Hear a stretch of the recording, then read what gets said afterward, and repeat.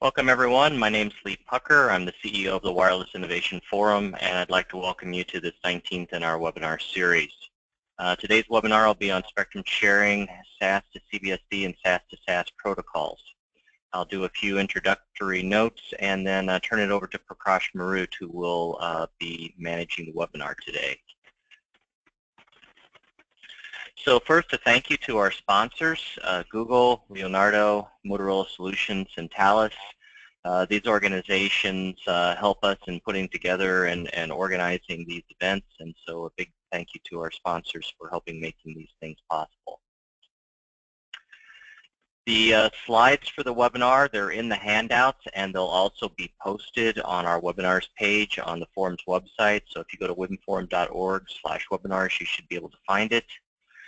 We're recording the webinar, and the webinar will be available on our YouTube channel, and the link is here, which you can get again from the handouts.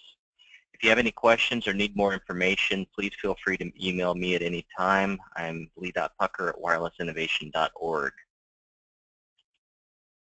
A little bit about your controls. You should be dialed in and have audio access by now. You can either use your mic and speakers on your computer, or if you wish to use the telephone, you can click the telephone button and you can dial in using your phone. There's an arrow on your control, and if you click that, that'll minimize your screen and make it go off so that you're not blocking your view. For questions, we've agreed that we'll do questions at the end of each section today. Please type your questions into the question box, and then I will read them back to the panelists, and they'll be able to answer your questions as we go. So with that, I'm going to turn it over to Prakash Moorut from Nokia, and he'll MC the webinar from this point moving forward. So Prakash, over to you. Thank you, Lee. Welcome everyone to this webinar on spectrum sharing protocols in 5 GHz band US. As Lee said, I'm Prakash from Nokia, and I'm also the Working Group 3 co-chair. Working Group 3 is a group where the specification for the protocols are being developed. And with me today, we also have Mike Dolan from Nokia, Virgil Simple from Ericsson, Hsuan from Google, Masoud Olfat from Federated Wireless, and Greg Billock from Google.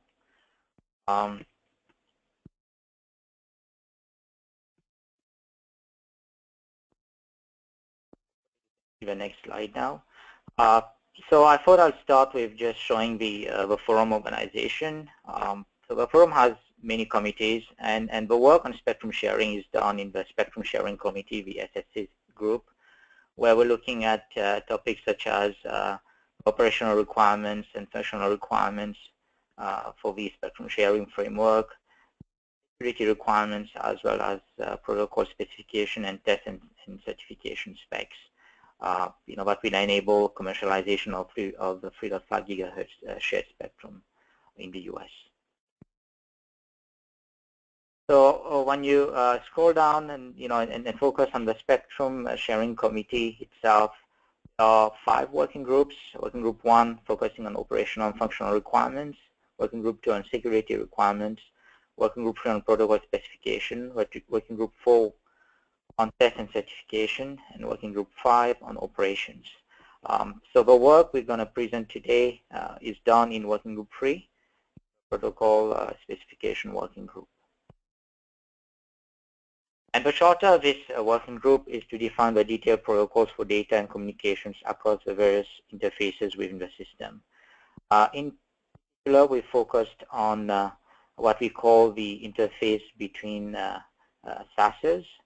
For those who are not familiar, the SAS stands for Spectrum Access System, which will manage access to the spectrum using a 3-tier approach defined by the FCC.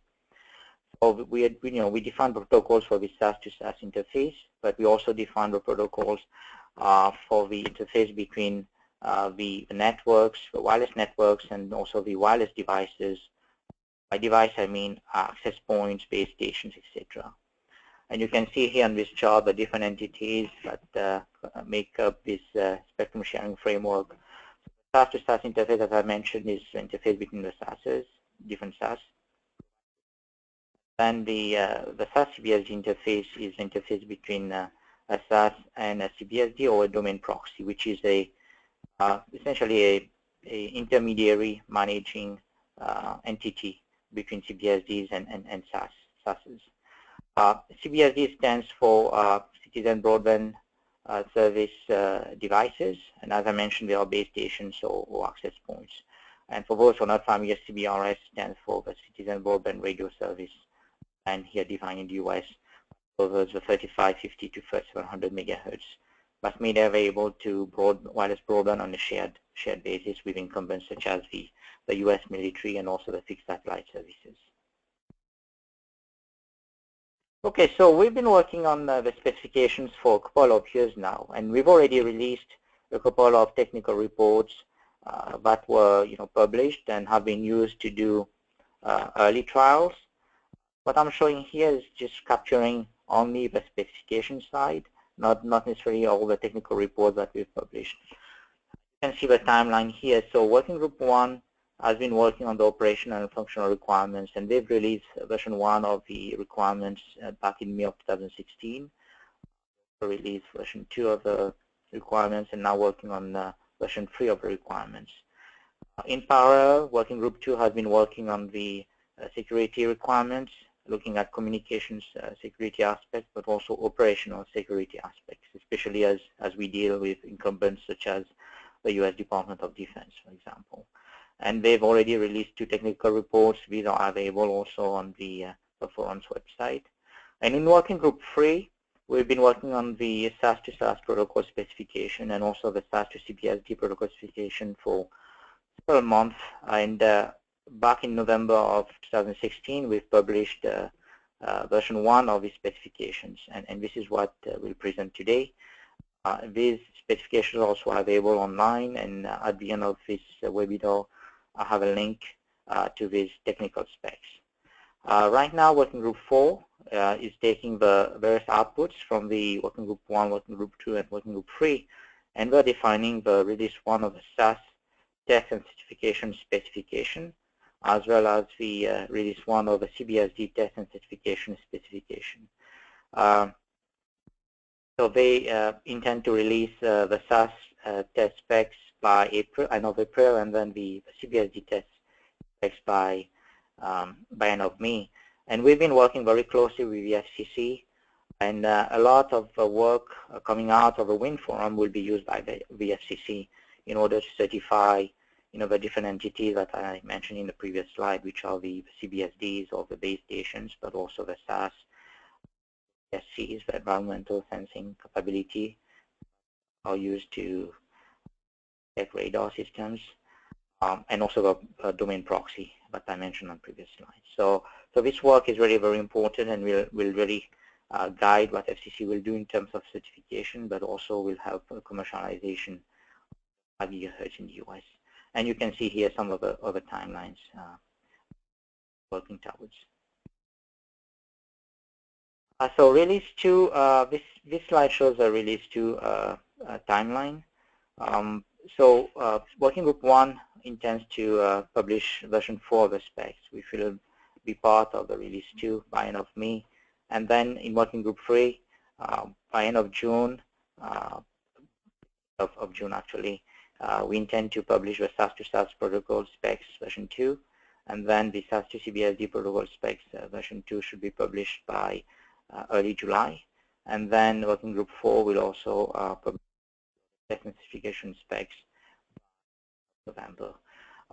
So again, as I mentioned before, we are working closely with the FCC to get all the different components certified so that we can start commercialization of and in second half of. Okay, so that's for the introduction. Now I'll hand over to Mike Dolan from Nokia to start the section on the SAS to CBSD protocol. Do you have any questions on this introduction? Was there any question or? No, there's no question showing. Okay, so Mike. All right. So Mike, you should have control now. All right. Thank you, Prakash and Lee.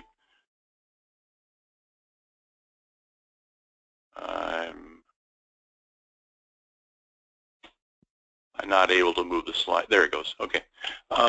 So what I'm going to be doing is giving you just a quick, short overview of the general problem we're trying to solve here, what the protocol does. Virgil's going to follow me up with more of the procedural work that actually takes place to make this stuff happen. If you're familiar with the term stage 2, it's more of that order. And Yi is going to follow him with more of the real nitty-gritty details, the stage 3, if you will, of that. So what is this protocol supposed to do, the SAS-CBSD protocol? It's the major link between the SAS and the CBSD. If you think of SAS as the spectrum access system controlling the access to the spectrum, and the CBSD, you can think of it as an eNodeB if you're in the LTE domain, as a base station and so forth, generally that. So it's a generic name for that. And it is specifically a non-mobile device. And the reason for that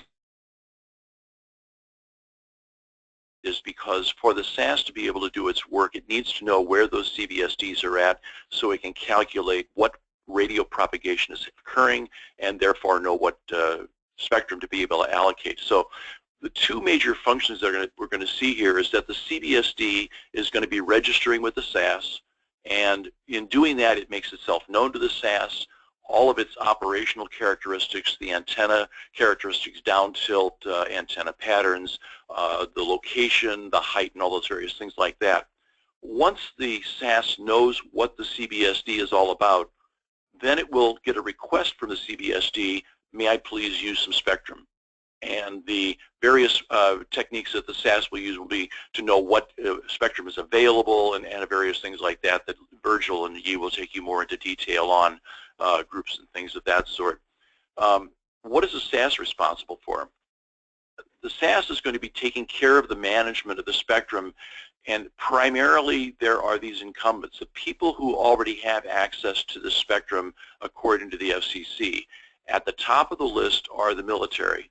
There are some Department of Defense users of that spectrum. There are the fixed satellite systems, the Earth base stations, the big dishes that also use the spectrum, and some other Part 90 incumbents they talk about. So these particular users of that spectrum have priority. Once they're not considered, if they're not in the way, if they're not using the spectrum, there is a licensing system that the FCC will be putting into place where a company, a person, whatever, an entity can get access to a set of spectrum on a priority basis. And we refer to these as priority access licensees or PALs. And then below that, at the third tier of the CBRS usage, there's what we refer to as generalized authorized access.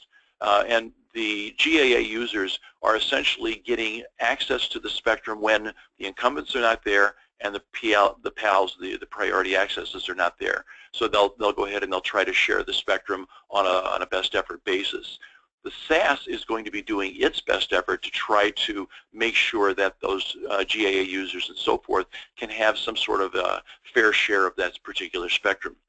The domain proxy, the domain proxy is sitting between the CBSDs and the SAS in some cases. You saw that on the diagram before. And the purpose of that is that the CBSDs then become isolated and don't have to have all of the knowledge of how to interact with the SAS. The domain proxy does that on their behalf. So what we're looking at again is that SAS-CBSD interface. And I'm going to go down one more. Now, I talked about what the CBSD is going to be doing, and this slide and the next slide are really going to try to give you a feeling for what this protocol is about. The CBSD starts off in an unregistered state, and it needs to get registered with the SAS so that it can then follow that with requests for spectrum usage. And this little diagram here shows the state transitions, and Virgil's discussion of the protocol, the various procedures, will take you through how some of that happens. So I start unregistered. To be able to be registered, the SAS has to have sufficient information, what we refer to as operational parameters, about what that CBSD can do, its power limitations, its antenna information, and so forth. Once all of that is entered into the SAS And there's two ways of doing this. One is through the actual protocol here. There's also something we refer to as a certified professional installer, and that person is a human being, can go ahead and actually take information on location of the antenna, the down tilt, things of that sort, and enter it directly into the SAS so that the CBSD will have that information already in the SAS when it wants to do that registration. So this registration process is the beginning of all of the work. Once the CBSD is registered, it can now begin to ask for grants. Now, a grant is a spectrum grant, and you'll see from the state transition diagram here, I begin in an idle state. I don't have any grants. This particular grant doesn't exist. I go and I request the grant. I succeed in doing that, and I now have a state we refer to as granted. I have a grant, but I am not yet authorized to turn on my radio. I know that I've got to now begin a heartbeat process, and Virgil will talk about that. The heartbeat process will allow me then to receive permission to move to the authorized state and to actually turn on my transmitter and begin to use the spectrum that's been granted to me. And of course, then I can back myself out of the authorized state for a variety of different reasons. And I think Virgil and Yi will talk about that as we go forward. So with that, I'm going to stop here. I'll take any quick questions, and I wanted to turn it over to Virgil then and let him go ahead and begin the procedures of the protocol. So any questions, Lee, at all? Yeah, we received one question. It says, when do you believe the FCC will begin providing licenses for PALs, or has it already begun? I believe that may be in the 2018 time frame, but I have no specific knowledge. I think the FCC hasn't given us a specific date yet. Yeah, so I can comment on that, Lee, Prakash here. Yeah, so that's correct. FCC hasn't given any dates, but I would say in first half of next year is when we can expect FCC to act on the PAL licenses. Anything else, Lee? Any other questions? Okay, with that, then I'll turn it over to Virgil. Yeah.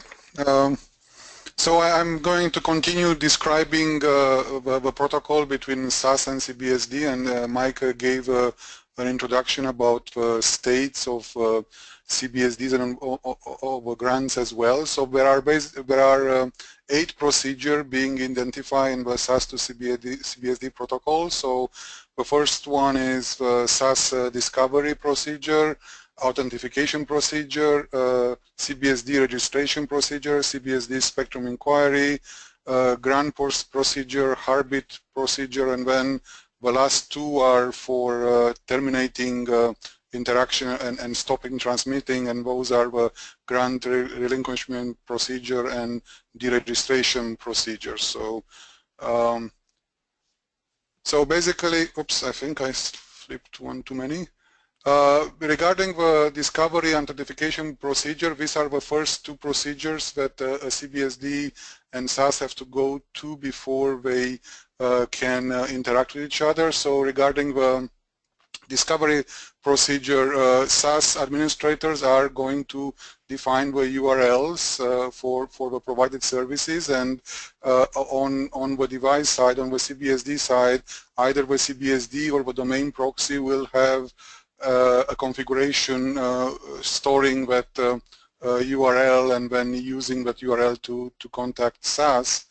And when regarding the authentication procedure, the TLS version 1.2 will be used, and the CBSD or domain proxy, they will be the ones initiating the connection towards SAS, and then the CBSD will authenticate the SAS, and also the SAS shall authenticate the CBSD and domain proxy, and all the messages which are exchanged between the CBSD and the SAS shall be performed in an established TLS connection context. And of course, if a TLS connection is already there, the procedure might be executed within that context. We don't need to set up a new context for every individual procedure.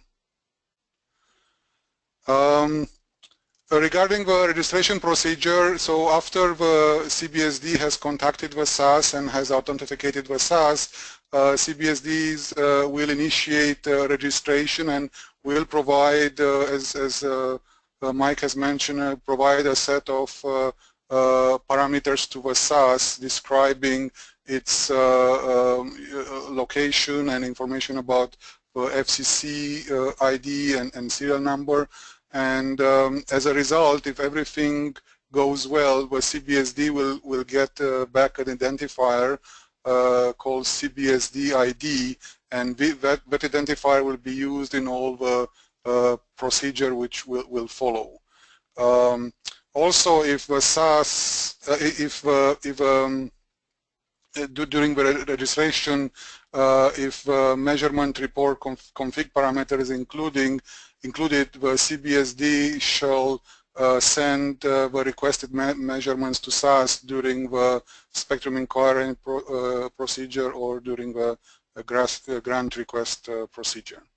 So on the bottom of the page, I've included the different parameters which are used during this procedure, but E is going to go into more details of what parameters are used in different procedure and how they are encoded. One note here which is valid for all the procedure is that the domain proxy can perform bulk registration and usually can group together the requests from several CBSDs and provide an array of objects to the SAS, and the SAS can reply with one message to all those bundled requests. The next procedure, which is an optional procedure, but it's an important procedure, is the spectrum inquiry procedure. So this procedure will allow the CBSD to find out what spectrum is available, and then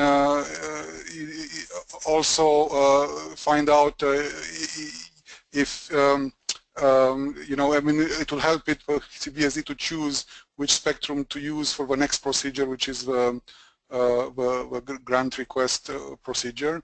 So basically, the CBSD can initiate this procedure any time after it has been successfully registered with the SAS, and the CBSD can specify an array of frequency ranges which are interested, or the CBSD is interested of providing service in, and the SAS will reply for each independent, for each element in the array with a response regarding the spectrum availability.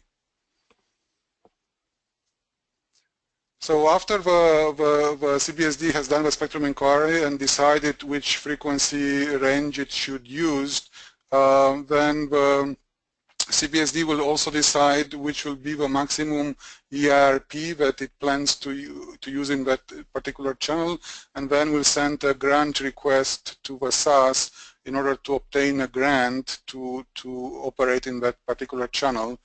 And then SAS will look at the operational parameters, which are basically the frequency range and the maximum EIRP that the CBSD has requested for its grant, and will determine the grant eligibility, and also determine if this grant is a PAL grant or a GAA grant, and it will decide if we should, you know, approve a grant or reject it, and if in case it's approved, the CBSD will receive back a grant ID which it's going to use in the heartbeat procedure and into the relinquish procedure. And if grant has been rejected, then you know, SAS has an opportunity in the operational param to specify to the CBSD an alternative channel and maximum power that the CBSD might choose to use to have a successful grant request. After this procedure is done, as Mike was showing, the grant status moves to the granted state. However, the CBSD at that point is not allowed to transmit yet. It has to wait for the first successful heartbeat in order to be to the grant to move to authorized state, and at that point the CBSD will be able to put a signal over the air.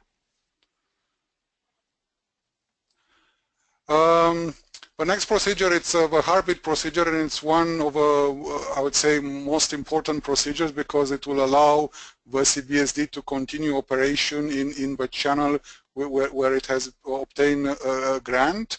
So basically the CBSD will periodically initiate a heartbeat request and will closely monitor the information received in the heartbeat response.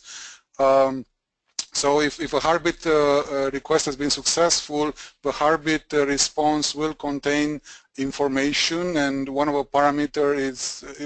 important parameter is this transmit expire time, which is a time value until which the CBSD is allowed to transmit. And if for any reason the CBSD will not is not able to do another heartbeat to receive another heartbeat response from a SAS, once the transmit expire time is reached, basically the CBSD will have to stop transmitting, and it has a deadline of 60 seconds after the value of a transmit expire time parameter to stop transmitting over the air. Also, if the SAS to CBSD connectivity no heartbeat is happening for 7 days, then there is basically the connection is considered to be lost. Okay, moving to the next one. So if I'm having problem.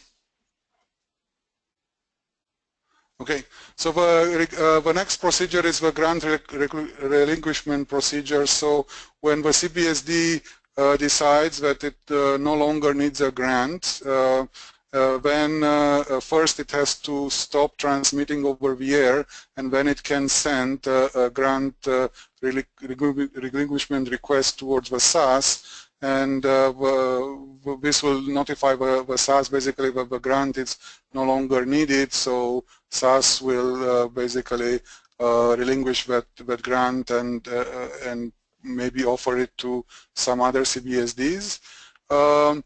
One particular detail about this procedure is even if it fails, the CBSD at the end of the procedure is no longer allowed to transmit using that grant, and should stop using the grant regardless if this procedure is successful or not. And the last procedure is the deregistration procedure. So once the CBSD wants to stop providing service, then it can request a deregistration procedure from the SAS, and in order to do a nice cleanup, the CBSD is expected to relinquish all the grants before it invokes the deregistration procedure. However, if the SAS receives a deregistration request, it will do the cleanup as well, and it will relinquish any grants which are still active for that particular CBSD. So I think this one brings to the end of 8 procedure, and E is going to continue to describe more about the parameters and the encoding. And at this point, we can take any quick questions. So we've got actually quite a few questions. So I'll start going through them. A lot of them are related to the grant procedure. Some of them are related to the registration procedure. So I'll try and group some of them together. The first one is, how long do you anticipate? I'm sorry, it just jumped on me. There's people submitting questions as we're going. How long do you anticipate the registration process to take? What's the time involved in registering? Is this referring to the first registration? Yes. Or yes. I don't think we have set up any deadlines for the registration procedure. It depends on the time of the type of registration. If all the information for CBSD is available, including the position which has been certified by a CPI, which is a certified professional installer, then the registration should be almost instantaneous from the SAS. However, if there is information missing, then the registration might take some place and might take some time until the CPI has a chance to provide the missing parameters to the SAS. Okay.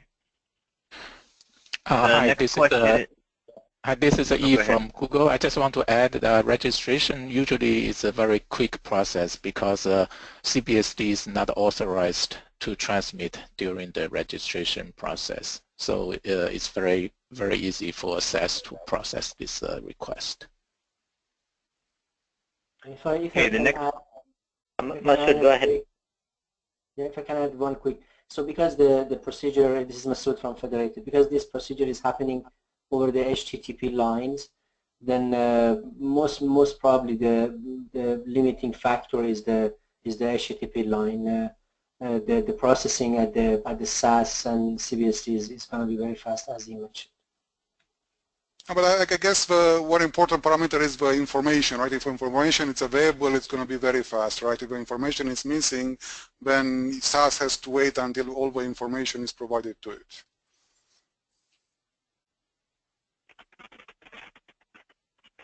Okay, I'll move on to the next question. Is Spectrum going to follow a band plan for PAL and GAA users so they can operate in continuous spectrum where possible? Yeah, so the PAL licenses, they follow a 10 megahertz channel raster, and the SAS will kind of follow that raster and assign channel based on the raster. So if there are several PAL licenses available in a continuous spectrum, then yes, the CBSD will be able to basically aggregate those channels and use, for example, 20 megahertz wide channels. Yeah, and I would also like to add, at least my understanding is that the SAS will try to give the same channel, to the same operator nationwide as much as possible. So perhaps he or Masoud from Google and Federated Wireless can comment on that. So, yeah, Prakash, you're right. As far as PAL is concerned, you are absolutely right. Our goal is to try to kind of make the PAL assignment as static as possible, constrained to some of the limitations that the Part 96 rule has defined in terms of incumbent protection and other issues. But as far as PAL is concerned, we make all our effort to make it as static and as steady as possible. As far as GAA concerned, that will be the case. However, GAA, because GAA is not required to be protected, we have less limitation on that. There's also no band plan for GAA, right? It's whatever's required and whatever's available.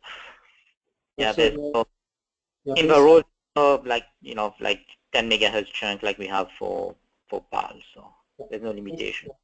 Based on the rule, from the first 100 megahertz, maximum 70 megahertz can be given to PAL in a certain location, and the rest could be given to GAA, as well as those PAL channels if they are not used. So as Lee mentioned, there is not a specific band plan, there is not a specific pre-assigned GAA channel that is dynamic, and but again, of course, we know to make sure that we have less volatility and changes, we make our best effort to make it as steady as possible.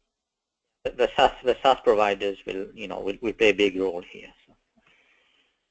So there's a number of other related questions on grant requests related to what we were just discussing. The first one is, can a CBSD request to use all 150 megahertz of spectrum?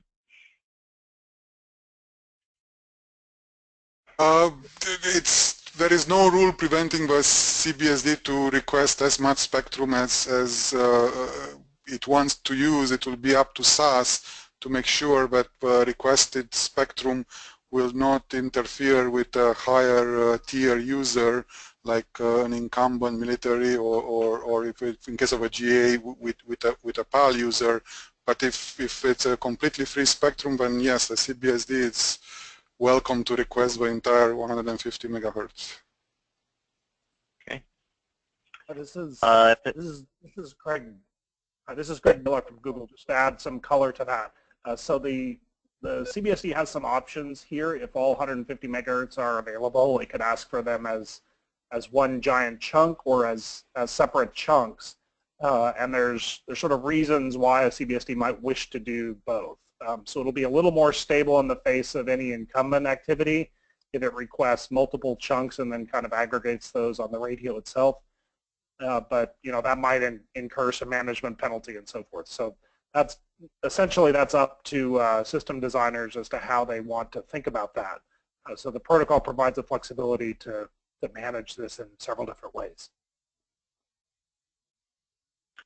Okay, next question related to the grant request is, can a CBSD request a specific channel in the grant request? Yes, this version of a protocol, the CBSD has to specify exactly which channel it wants in the grant request, and the SAS, if a SAS cannot allocate that grant, then it can provide an option in the response telling the CBSD if you choose the other channel you might be granted. So there is flexibility there, but definitely the CBSD can request a specific channel. Okay. Yeah, and I just wanted to add, I'm sorry, that we are working on the second next release to not only maintain this capability from CBSD, but also make CBSD more flexible in its request, that not only ask for a certain channel, but also ask for maybe a bandwidth in a certain range. So we are working on that to be added to the second release. That sort of ties into the next question. If a CBSD wants to request a wider range of frequencies after it's received its grant, is it the same procedure again for a re-grant? This is Mike. A CBSD can actually have multiple grants. There's nothing preventing that. So a particular CBSD that belongs to some operator or whatever that has a PAL grant might have access to that PAL, and that grant would be given. And then they may actually request additional spectrum, and if it's available from the SAS according to the SAS's rules, then they could be given a GAA grant in addition to the PAL grant. So that's all possible. Yeah, I guess but I think Mike provided a good answer. Just wanted to add another color, that if the question is about the grant update and maybe changing some of the parameters for the grant, including the channel, release 1 doesn't necessarily support that.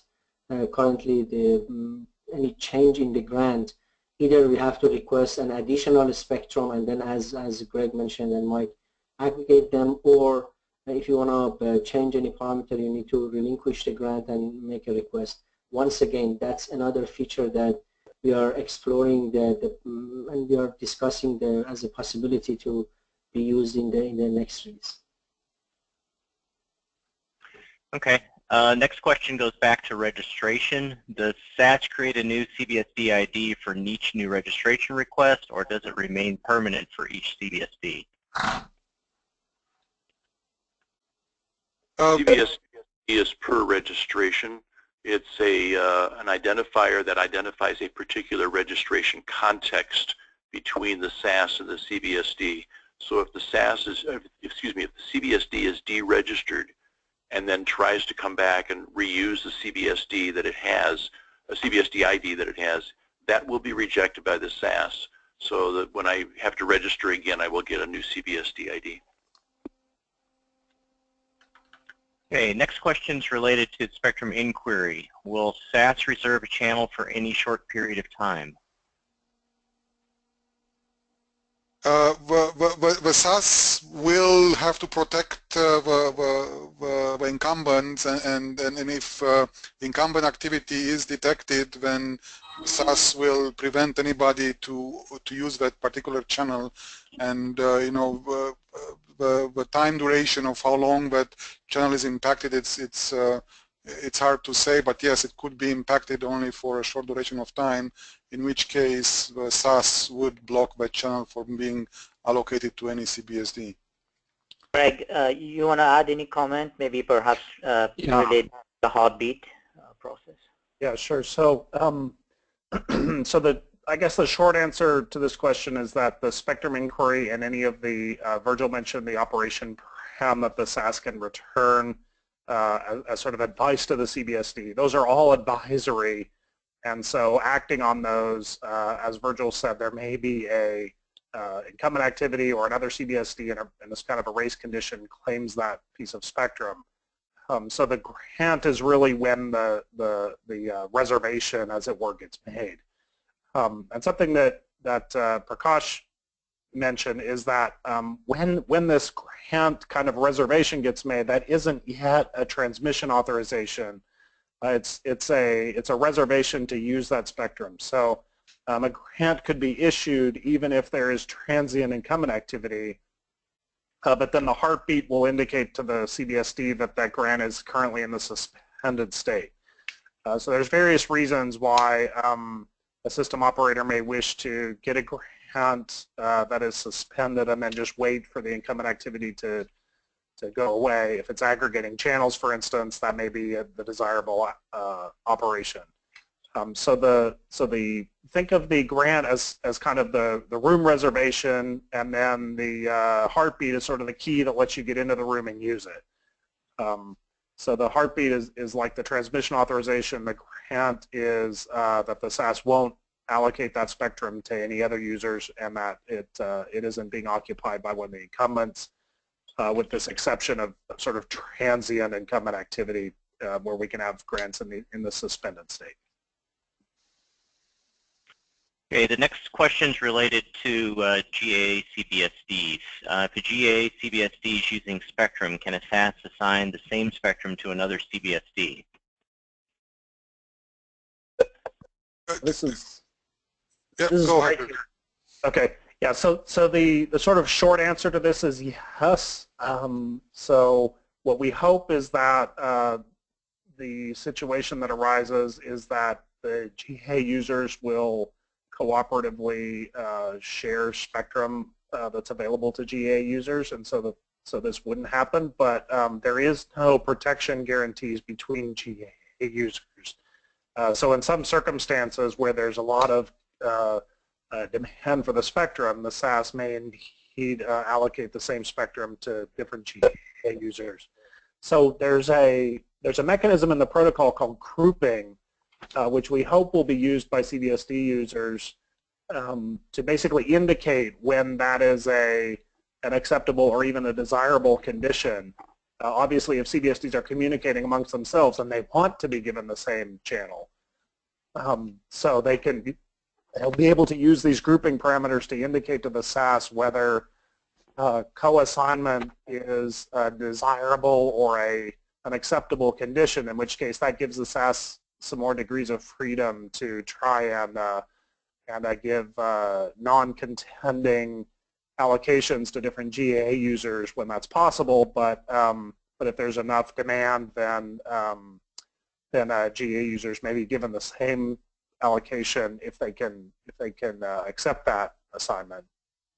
And of course, if the contingent gets enough to kind of a resource exhaustion scenario, then the SAS has no choice. It's going to be able to only satisfy its requirement to provide continuity of service to GA by allocating conflicting grants. So there are sort of competing pressures on the SAS here, and that's the direction that we're looking at. The protocol supports to kind of deal with those extreme situations when they occur. Yeah, so just to add to that one, Greg, I think what SAS is going to do, SAS will have opportunity to evaluate the impact between the CBSDs. For example, it will calculate a coverage area for a CBSD. So if the two CBSDs have no overlapping coverage area, then of course they can use the same channel again without any repercussion or coordination required. But if they do have overlapping area, then all the mechanisms that that Greta has described come into play for SAS to decide if we're going to allow the two CBSDs to operate in the same channel or not. So we have a lot more questions, but I'm thinking maybe some of them can be answered as we move on into the next section. So my suggestion is why don't we move on to let Yi present the next session, and then we can come back and talk about, so take some more questions then at that time. Yeah, let's do it. Okay. So Yi, I believe you have control now. Okay, thank you, Lee. So I'm going to talk about more details about the SAS-CBSD messages and the encoding. So SAS service is like a cloud service that protects higher tiers of users and then coordinates the frequency use of the users in this CBRS band. Because of this nature, WInnForum, we adopted the typical very widely used protocol called HTTPS, which is HTTP plus TLS protocol, to be used between as the communication between the server, which is the SAS, and the clients, which is the CBSD. HTTP protocol is a request-response protocol. That means the client will submit the HTTP request message to the SAS, and which is the server, and then the server will return a HTTP response message back to the client. And in this message, in this HTTP messages, we have defined as Virgil said earlier, we have defined a set of SAS-CBSD messages, and these messages are encoded using JSON, and each of the message that can contain multiple requests or responses. This comes very convenient if there is a large network and there is a domain proxy which has a lot of CBSDs behind the domain proxy and controlled by the domain proxy. In that case, the domain proxy can send one message which contains multiple requests. Each request is associated with one CBSD. And then SAS can also return a message containing multiple responses to different CBSDs.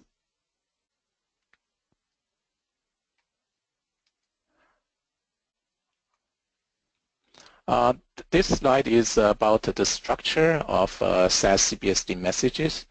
On the right-hand side, we have 6 different types of messages, and then we call them method name, which is a registration, spectrum inquiry, grant heartbeat, relinquishment, and deregistration.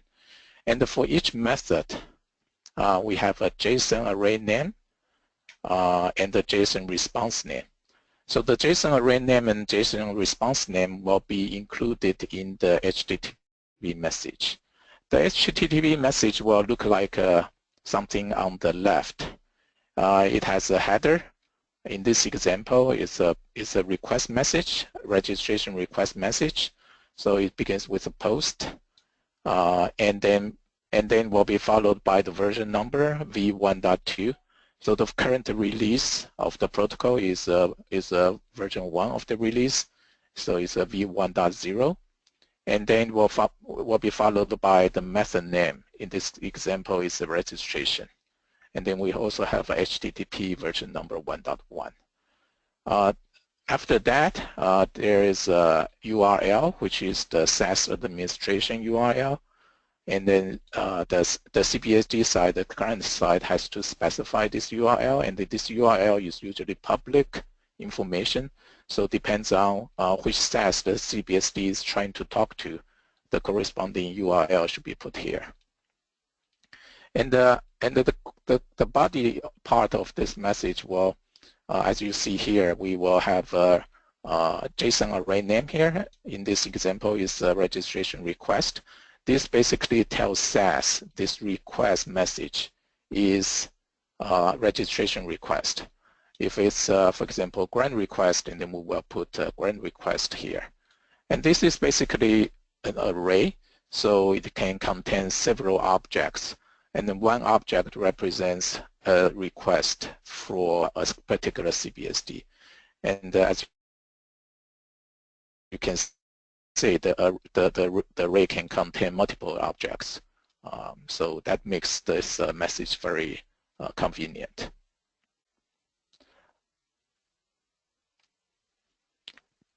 The next slide is shows us some parameter names of the messages. There are some primitive JSON data types: string, number, Boolean, array, object. We use some letters to represent these types in the following slides. And I think these are pretty easy to understand. And then WInnForum also defines certain parameter types, which are required, optional, and conditional. A required parameter means the CBSD or SAS has to include those parameters in a particular message. If it's not required, then it's considered as an error. Optional means the SAS or CBSD can choose to include the parameter or not. And the conditional means the parameters shall be included in the message if and only if certain conditions are satisfied. So yeah, in the following we will see these types of parameters in the messages.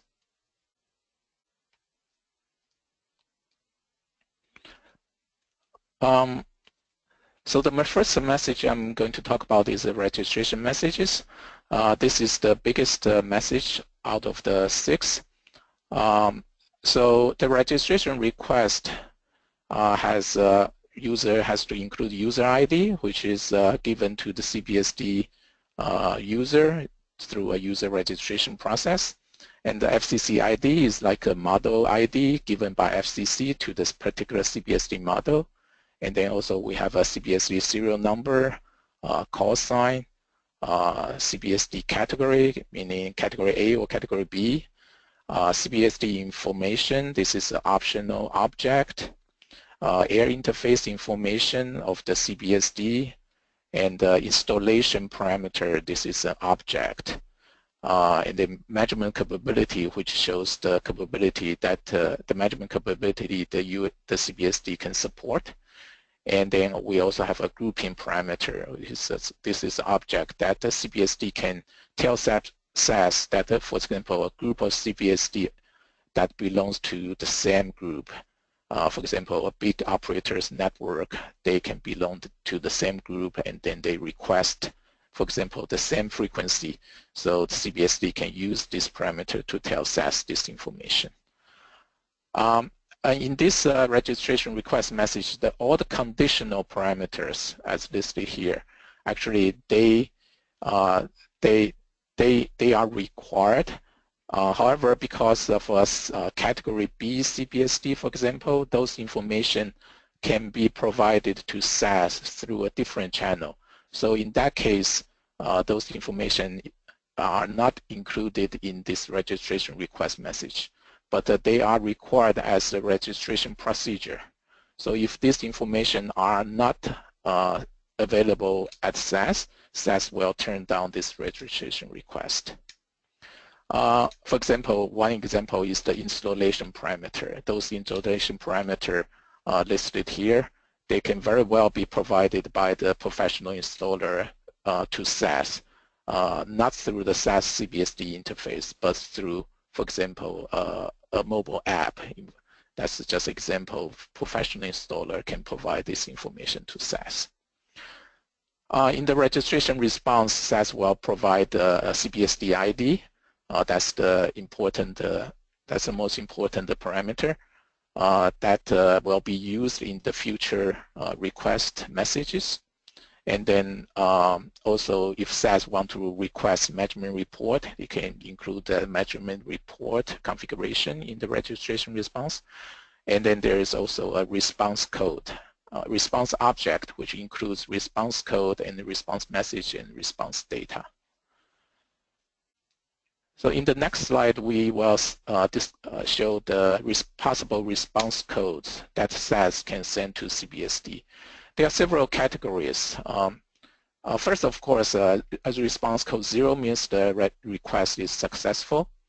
For 100, response code 100 to 199, that's response code related to general errors.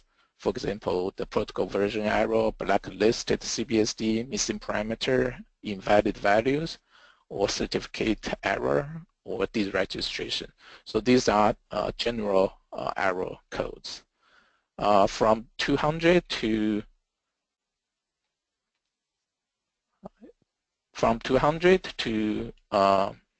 299, these are registration-related error codes that they will include, for example, registration pending, group error, category CBSD category error, and 300 is unsupported spectrum, meaning if the spectrum inquiry includes unsupported spectrum range, they will get this code.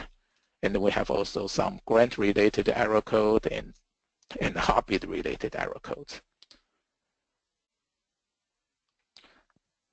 So the next message is a spectrum inquiry message and then also grant messages.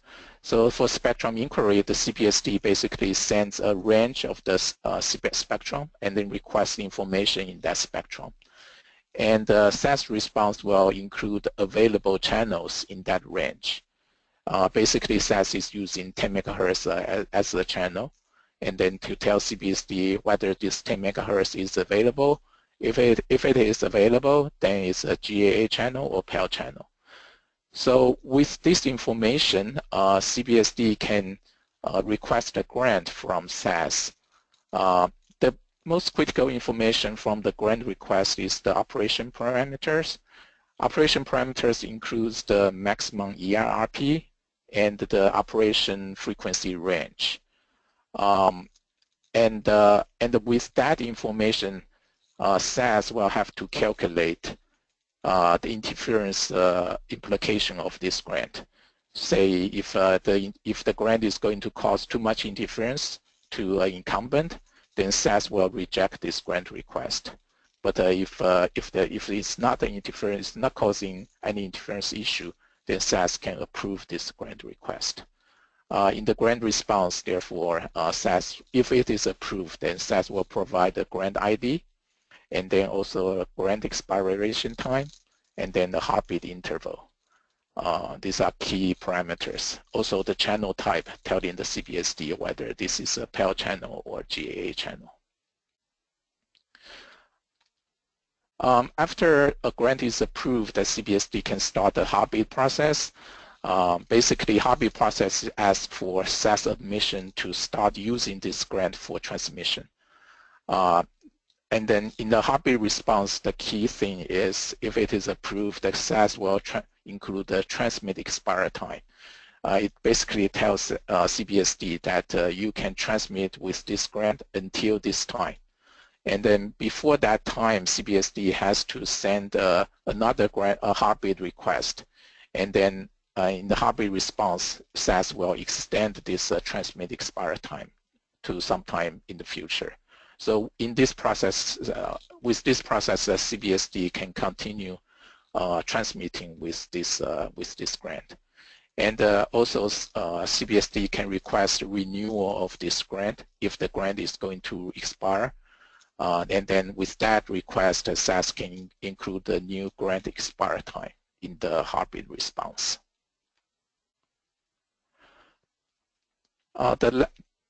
The last two messages, the relinquishment and the deregistration messages. This is pretty straightforward. For relinquishment message, CBSD just includes CBSD ID and grant ID, and SAS will relinquish the grant associated with this grant ID. And in the deregistration request, SAS will just CBSD will just include CBSD ID, and then SAS approve it, and then the CBSD is removed from the SAS database. So that's all for SAS-CBSD messages. We can take some questions. Sure. So the first couple of questions I sent to the panelists over the chat window, they're related to point-to-multipoint point-to-multipoint networks. So I think Prakash and Greg, you guys were going to answer those, so I'll just let you guys go from there, and then we'll move on to other questions that have come in. You want to maybe repeat the questions for everyone? Sure. So the first one is, how does the CPE to CBSD establish a link in point-to-multipoint architecture? It has to transmit heartbeat before connection is established over the air. Okay, I'll take this one, and Greg or someone else can probably add. Currently, if you look at the rules, an end user device which is transmitting at more than 23 dBm per 10 megahertz EIRP is essentially considered a CBSD. So, and all the rules, apply to all the CBSD rules will apply to this end user device. So essentially, you need to coordinate with the SAS before transmitting. So in the WInnForum, there was a task group set up called the CBSD to CBSD task group, and requirements were defined, and these requirements will be reflected in release 2 and also in release 2 of the protocol specs. So essentially what we did was to define a BTS CBSD, which is what we, the current CBSD category A and B in the rules, and then a CPE CBSD. And this CPE CBSD acts as a client associated with a BTS CBSD in order to establish a connection with a BTS CBSD. It then has to follow all the CBSD procedures in order to establish a connection with a SAS, either directly or via in proxy. And this CPE CBSD may transmit an EIRP higher than what's permitted for the end user device, which is 23 dBm per 10 megahertz EIRP, prior to the receipt of a grant, but only to initiate the connection and acquire a grant. We've socialized this idea with the SSC, and looks like they may be amenable to this. So we continue, we do other changes, but the goal was to come up with a solution that can work within the current set of rules instead of back to the SSC and try to change the rules. Greg, if you want to add anything, since you were following this. Can I add something, Prakash, to this? Yeah, go ahead, Masoud. Yeah.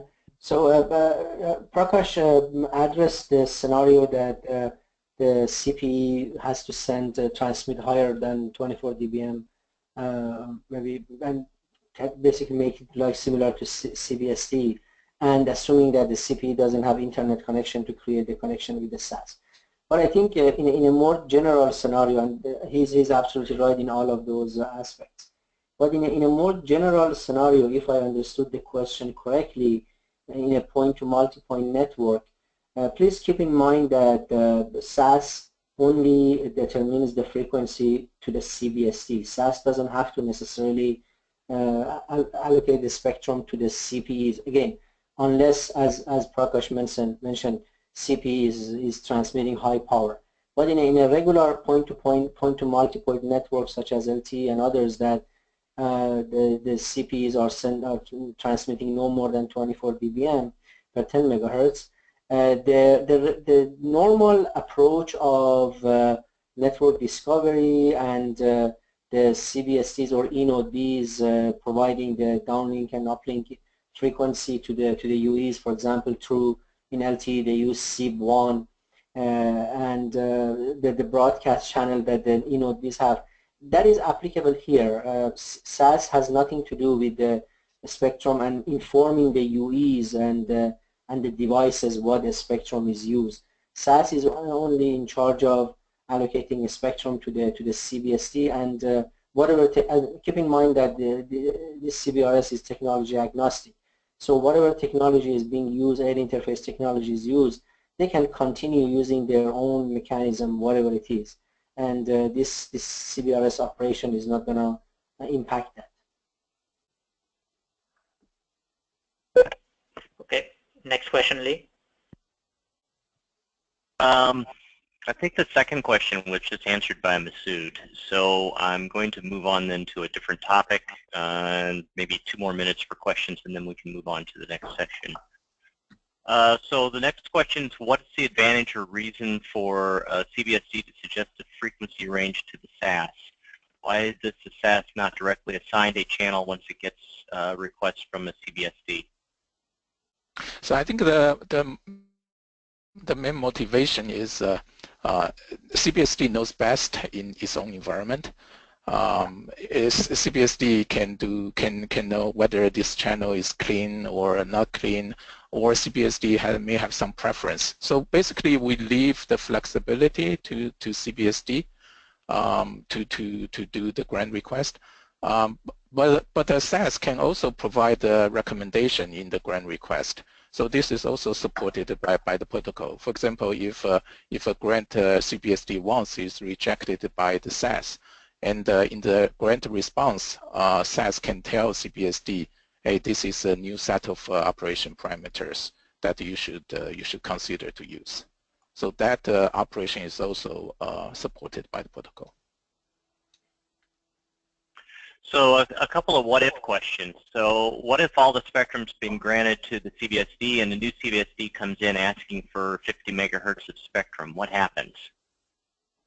So if a grant is given to a CBSD, if it's a Pell grant, then that's there's another issue. Pell has absolutely right to use that channel, and the other CBSD cannot use.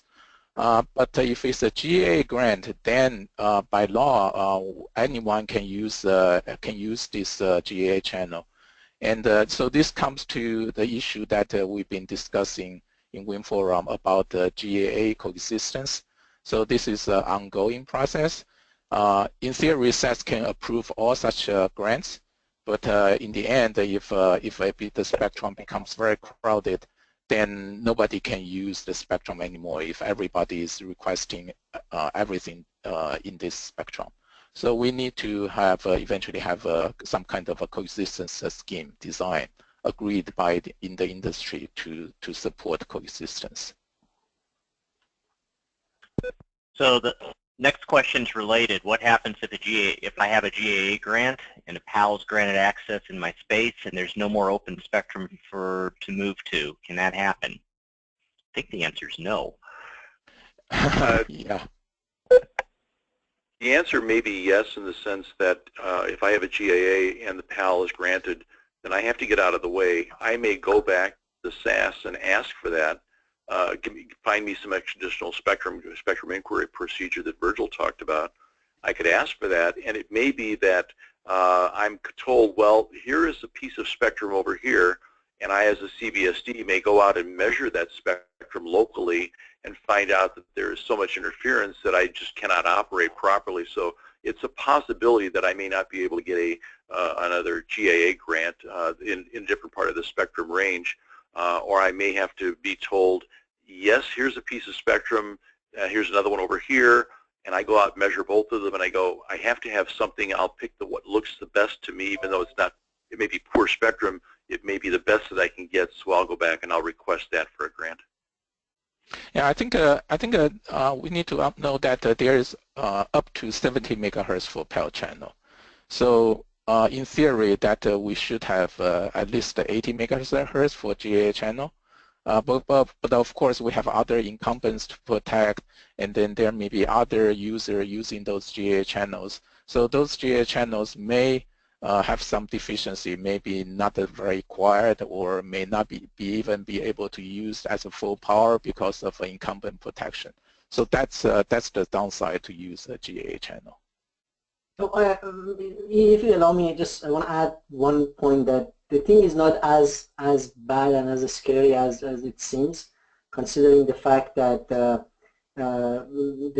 powers are limited for category A to 30 dBm, for category B 47, and indoor we can only use category A. So if, let's say, we have two buildings close to each other, and maybe inside one building we have one network, inside another building we have another network, considering the in-building penetration, there is a possibility that these two networks do not really cause interference to each other, and they are not impacting each other. So SAS is completely free to allocate the same spectrum to these two. The issue would be raised if they have interference on each other, and of course, as he mentioned, we are working on the GA coexistence mechanism, how to deal with these to make sure the most fair and most efficient and available spectrum to all is devised. So, but the issue is not that scary that seems in the first place. I think with that, we'll make that the last question and turn it over to Masoud to begin the discussion on SAS-SAS protocol, and then we can come back to questions again at the end. I think we can stay, the webinar is scheduled to end in about 20 minutes, but we can stay on longer to answer additional questions. So if your question hasn't been answered, please stay on and we'll try and get to them at the end. So Masoud, with that, I'll turn it over to you. Thank you. Thanks for everybody. So we are going to talk about the SAS to SAS protocol, similar to SAS to CBSD. I would just go over the high-level procedures and the principles. And Dr. Greg Billock from Google is going to go through some detailed messages, stage 3. Mine is going to be mainly a stage 1 and 2, and Greg's is stage 3.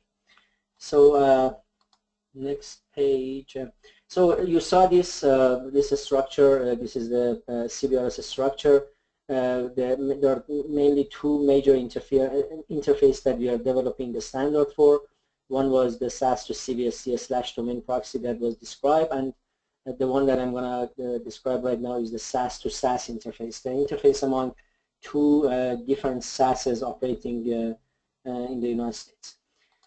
So the objectives of developing such interface is mainly to meet FCC requirements.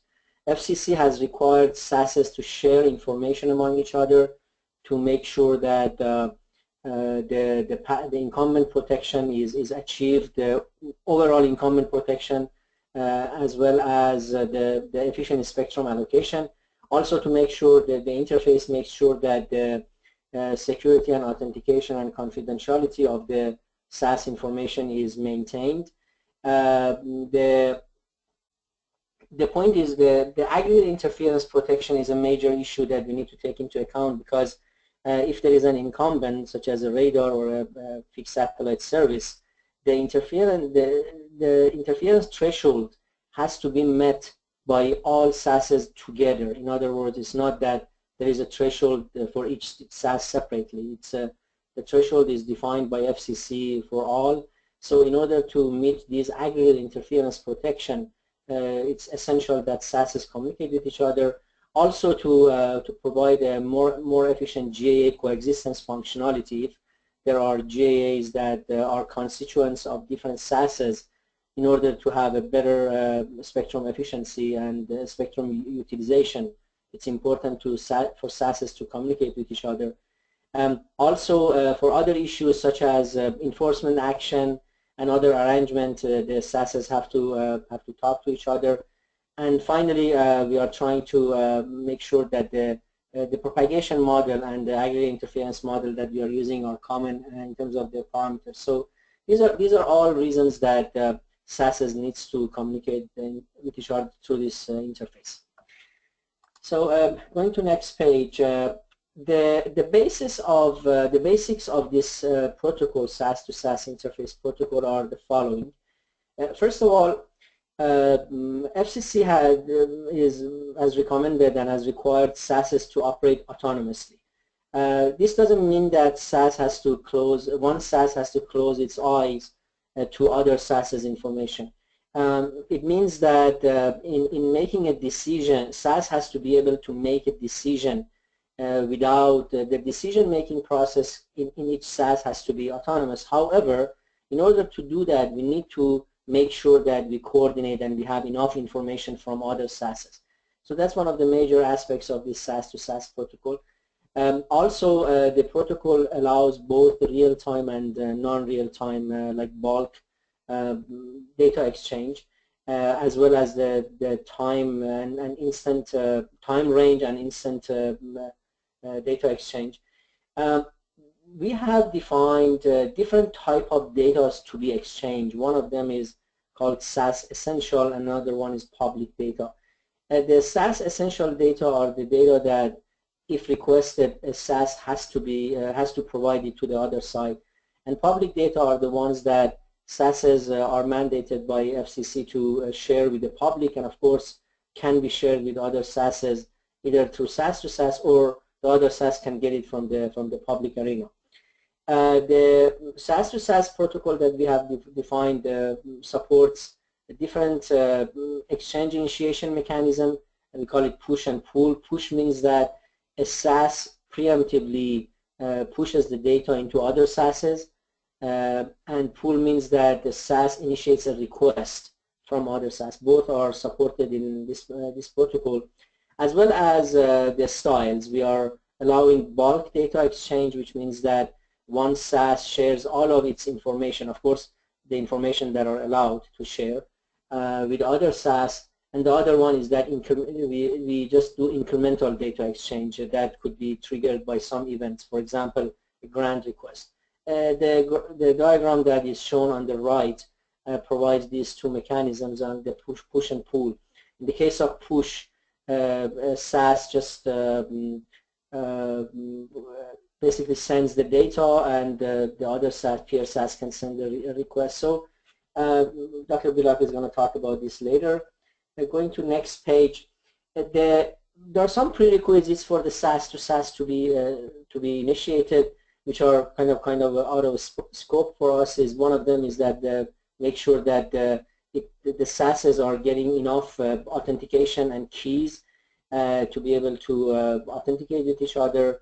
We are basically the industry, I don't want to say WInnForum, the industry have been working on some agreements, restrictions, and a restriction agreement for non-public data exchange. Please make sure that to make sure that the SASs that receive all of the information about the CBSDs from, for example, one particular operator or an enterprise, when it's exchanged that with other SASs, the confidentiality of those operators are maintained. So there are some agreement that has been developed. Also, the peer SAS discovery is out of the scope, but it is required to be done.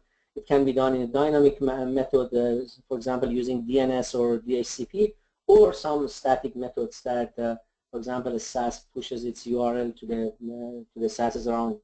So it's out of the scope of the WInnForum, so we haven't gone through the detail of that. Next page, we are, if we can move to the next page, please. Okay. So the principles of information sharing that I just mentioned that those agreements are based upon are saying that the instruction and notification that we receive from FCC and other authorities, they have to be pushed.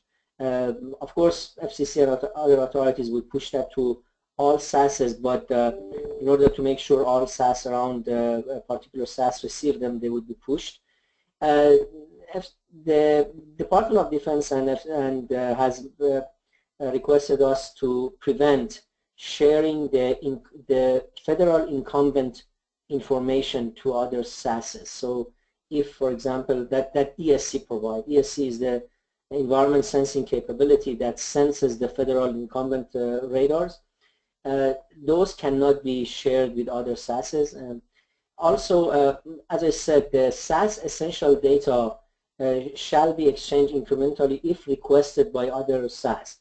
And SAS essential data are the location of the sensors, making sure that are protected from interference from all CBSDs, the installation parameters from CBSD that are shared through the registration process that Virgil and Yi described, such as the location of the CBSDs, whether they are indoor or outdoor, their antenna parameters, and also their CBSD ID, as well as their active grants, the grants that they obtain in terms of the channel and the power level. Some of the coexistence parameters, as was mentioned, we are working on the GAA coexistence protocol that requires sharing some information about, for example, groups and the interference level that these groups might cause to each other. Those shall be exchanged. Those are SAS essential. The information about PAL protection area, please note that not necessarily the whole census tract that is owned by a particular PAL licensee on a particular channel shall be protected. FCC, the second RNO, defined this notion of PAL protection area, PPA, that is bound within the census tract owned by a PAL licensee, and PAL licensee claims, and through an exchange with a SAS, we define this area, and only that area has to be shared. Of course, if a SAS determines that area, that will be shared with other SASs. And also the SAS to SAS coordination event records that probably you see some examples later. Please note that one important aspect of this information sharing principle is that these information shall be used only for the purpose of interference management. In other words, if a SAS receives information about CBSDs, they cannot use that for marketing reasons or for any other reason other than the interference management. Going to next page, please. Lee, can we go to next page, please? Okay, the CBSD registration data, as pointed out by Virgil and Yi, includes public shared registration data that would not result in CBSD licensee identification, such as FCC ID, CBSD class, indoor, outdoor, and air interface technology. This can be shared with the public. There are some information that are not shared with the public, but can be shall be shared with other SASs pursuant to the confidential agreement among the SASs and other key players, such as the antennas parameters, the antenna location, antenna parameters, maximum power, and also serial number, call sign. So these are the information that shall not be shared with the public, but can be shared with the other SAS. And one other aspect of this principle is that if SAS A receives information from other SASs, they shall not be shared. I think here it must say shall not be shared with public or other SASs. A SAS, only managing SAS can share those with the public.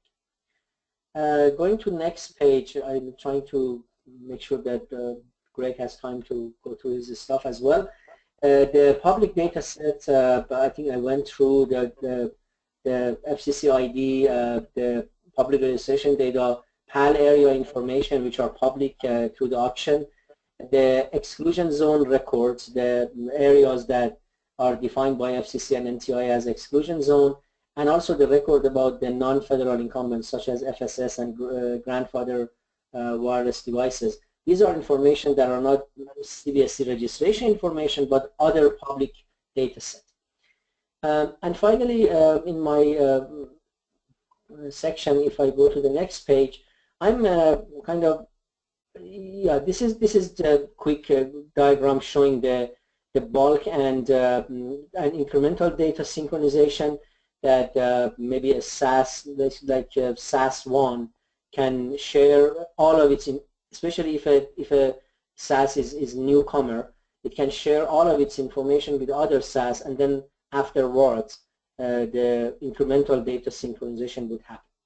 And I think next page is my probably last, no, it's one before last. Okay, so I'm including the records that are included in the SAS to SAS protocol, such as SAS administrators, which are in the pool form, the information about the SAS administrator, the SAS implementation, such as SAS ID and implementation ID, the CBSD device types that the CBSD gets an FCC ID for a particular device, all CBSD registration and grant information that are both pull and push, the information about the non-federal incumbents, those are pull, the location of the sensors, locations, antenna characteristic, and protection levels.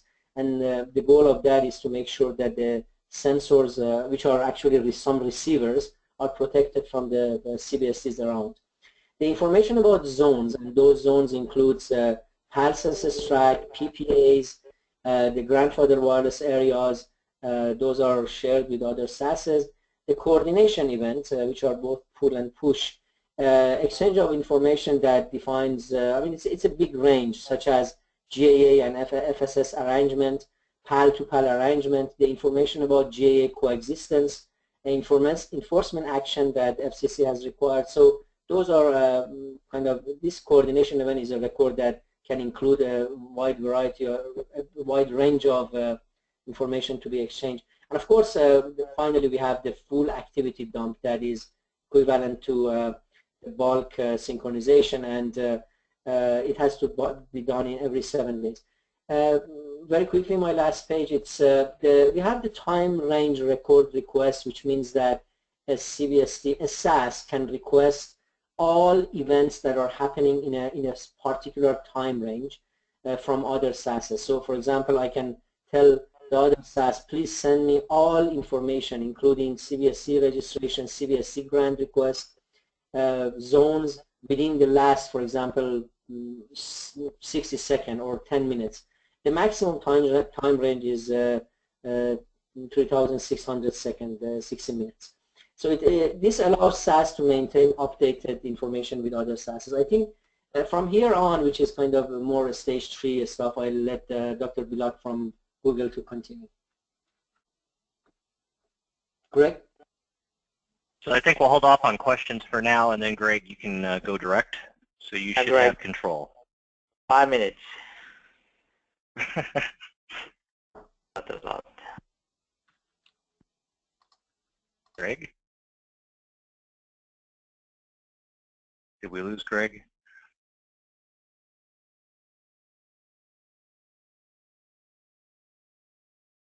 Greg, are you? Greg, we can't hear you.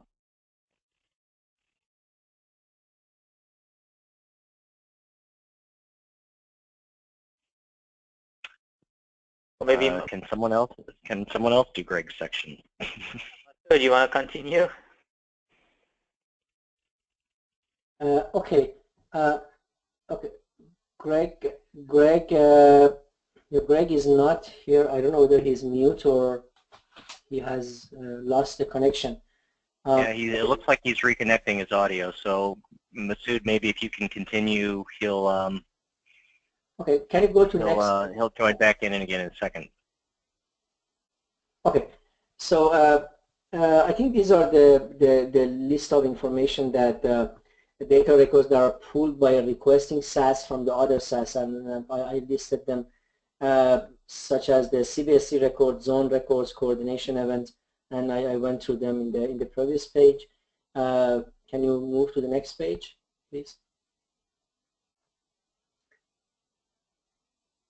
Okay, the signaling examples that we have here that includes both the time range as well as just instant data exchange. For example, a SAS can say to the peer SAS, can say, give me all CBSC records for the last 10 seconds. So that's a time range information, and it would be done through the HTTP connection with the other SAS, and it's a search by time. There's an ID that identifies both the time, the start time and the end time, and the peer SAS provides the all CBSC records. Then let's say the operating SAS it discovers a new CBSC device type, and also it discovers a new SAS. It can request from that peer SAS to please send me the new device type that you have identified. The peer SAS would send that through the device type record. Also, the operating SAS it can ask about the administration, SAS administration, and again for each one of them, as you see on the right, we have an ID. Each record has been identified by a certain ID, so next page, Greg, if you just joined, please continue your section. Greg, are you still in?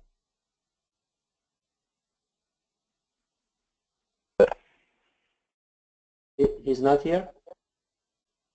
Yeah, so Masoud, we can perhaps skip this last slide unless you want to go through them. I think we already at the end, and people can take a look and perhaps ask us questions.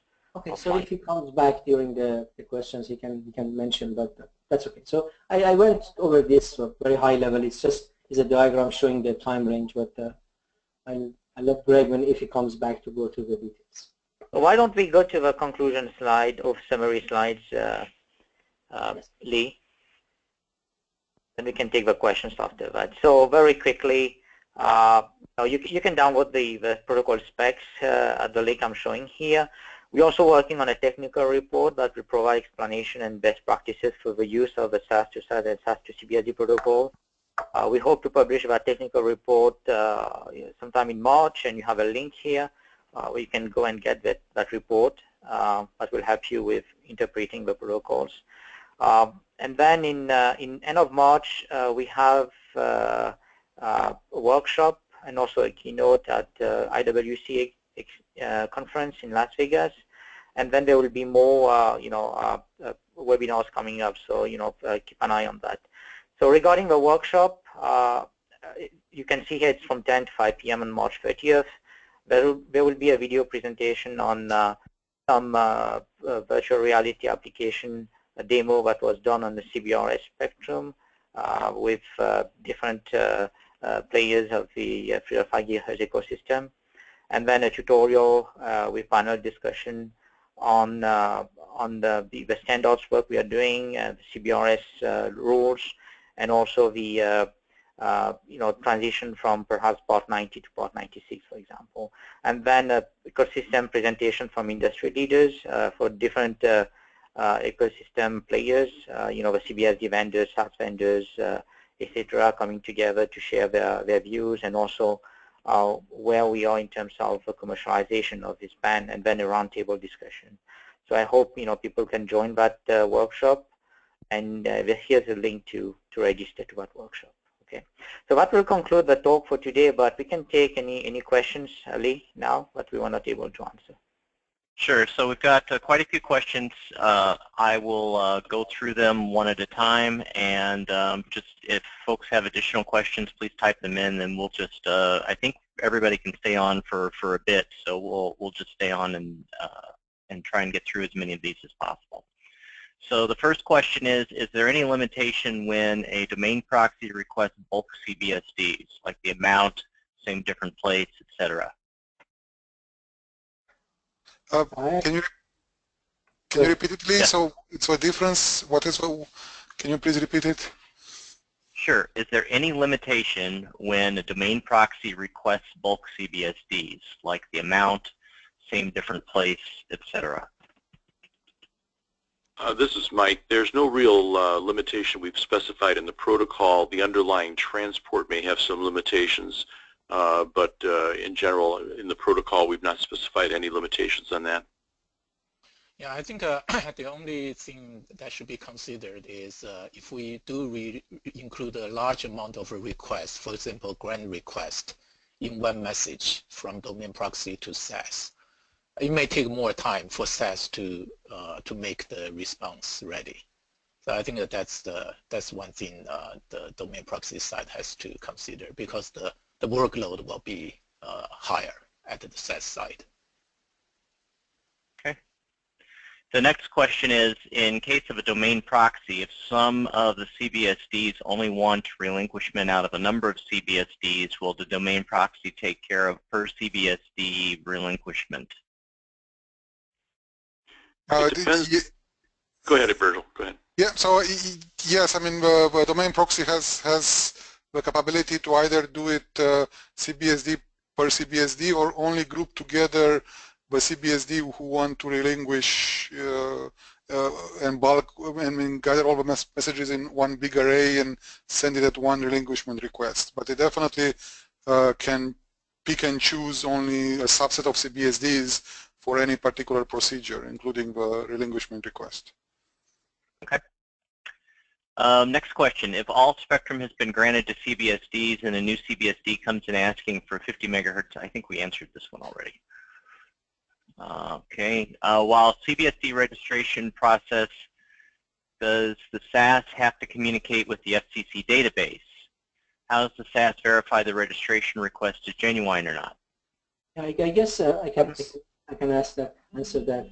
So the only reason that SAS might go to FCC, some type of FCC database for CBSD registration, are for the reason of making sure that, for example, the FCC ID that the SAS-CBSD has provided matches with the FCC ID database, as well as making sure that the information such as call sign, if provided, is correct, and also making sure that the CBSD is not blacklisted CBSD. So those are the reasons that we might refer to FCC database. The only other reason is about the PAL information. If the request, let's say the grant request is a PAL, then of course SAS has to make sure that the CBSD location is within the PAL boundary and the PPA. So those are the reasons that you might refer to FCC database. But other than that, all the kind of vetting and checking and processing is happening at the SAS, as well as, if necessary, through the SAS to SAS information exchange. Let me add to that, please. There's also the part of that question was about the security. Something that has really not come out in this discussion because it's part of a different aspect is that there are security certificates, and Greg is probably the expert here to talk to this and pick up whatever I missed, but essentially the CBSD and the SAS will authenticate each other, and they'll be doing this with TLS 1.2 if I remember right, so that when they authenticate each other, the SAS and CBSD already know and already trust that each other are who they say they are, and then from there the information passed across that interface can be trusted by the SAS. Hey, this is Greg. Can people hear me? Yes. Oh, good. Sorry about the audio dropout, everyone. Yeah, Mike is right. So these pre-granted certificates will allow both sides to authenticate each other.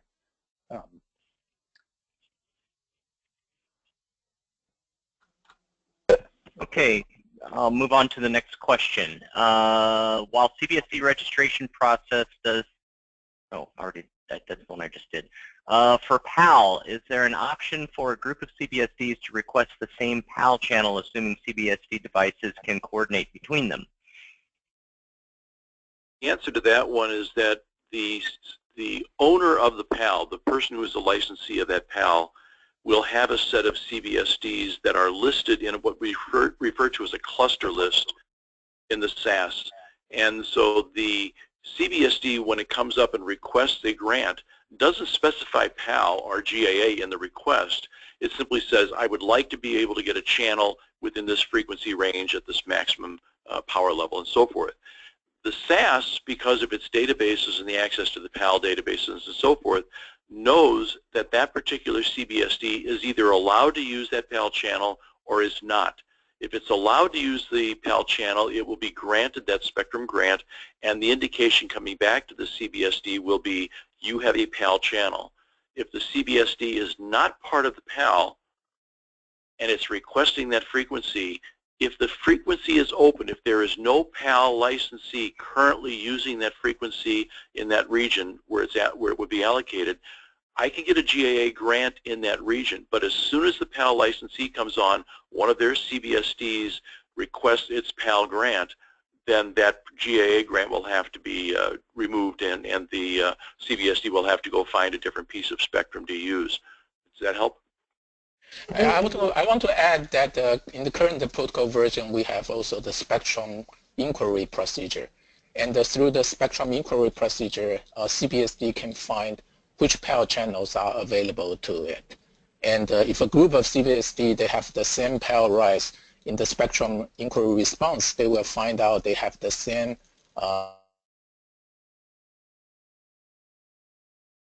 PAL channel at a particular frequency location, and then they can all request PAL using that channel.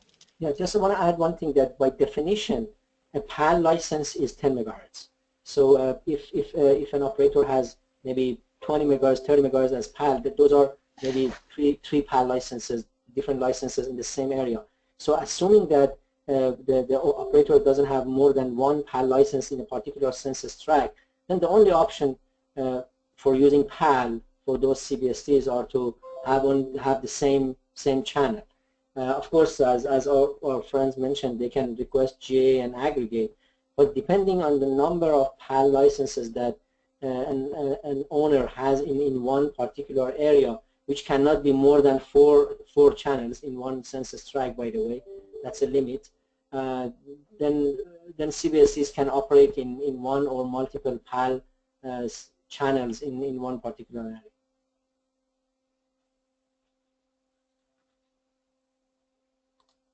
Okay, next question. In the SAS-CBSD messages, does the CBSD declare what coexistence group it is part of? I don't think we talked about that, so maybe we should put that off till the next webinar. Yeah. Okay. Next, multiple SAS companies will provide SAS-ESC subscription services. How will they be regulated to ensure they provide the most efficient and fair allocation of spectrum? Braggy, good. Let me just a quick one, and then maybe here somebody else can pipe in with a little bit more. There is a significant amount of effort, as I think Masoud mentioned before, on coexistence efforts, how to make sure that the spectrum is fairly shared around. And so the FCC rules are being obeyed in that respect, and the propagation model has to be a standard propagation model, and things like that are being done. So there is a significant effort being made in the WINForum to make sure that fairness and the best, most efficient use of the spectrum can be achieved. Yeah, in terms of incumbent protection and the PAL protection, FCC also WINForum, basically we are designing specs so that all the PAL administrators will perform the same function, and we will include a lot of certification tests to ensure that whatever SAS being certified by FCC will perform in a consistent way in terms of incumbent and the PAL protection.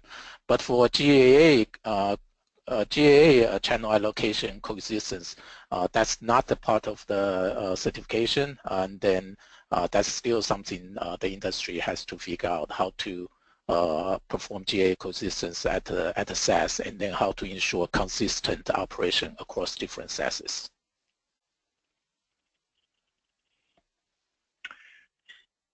Okay, next question. Will there be delay in CBSD registration due to SAS-SAS communication?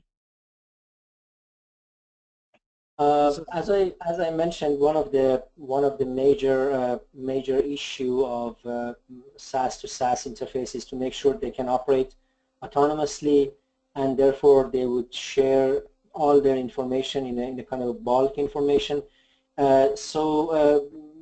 We expect that, for example, if it is in the only reason that, for example, registration might be impacted by other SAS's information is that once CBSC has already registered it in other SAS, or that CBSC is blacklisted and the other SAS has noted that and provided that information to FCC and basically go through that exception handling scenarios.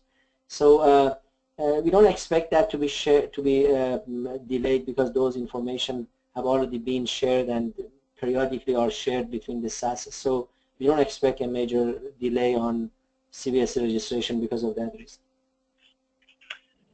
Okay, next question. Does the CBSD get to choose what SAS to connect to? And if there are more than one SAS in the same geographic area, can it select between them? Yeah, the short answer is definitely yes. SAS vendors, if they are open to public, then CBSD is free to choose any SAS vendor they like. So this is Craig back. That's one of the main reasons for standardizing this protocol, is so that the communications between SASs and CBSDs are uniform. That increases the amount of choice and strengthens the availability of SAS services and allows that to be standardized. Yeah. I want to add a caveat. In the WInnForum, we have, even though a CBSD is free to choose any SAS in the environment, but one CBSD at the same time we have prevented to get grants from 2 different SASs. And for several reasons we have limited that.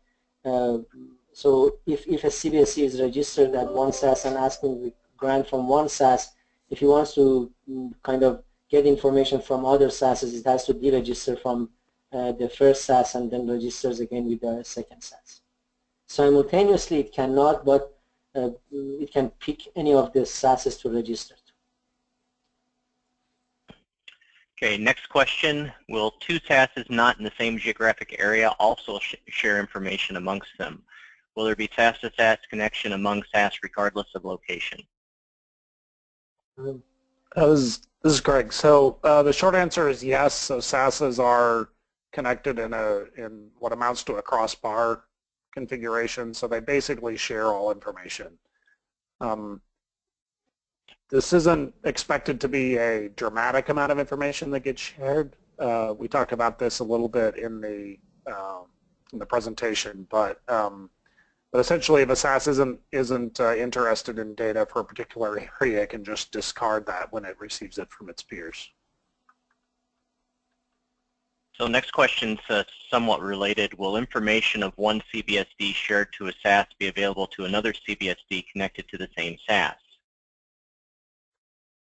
In general, no, that's not the case.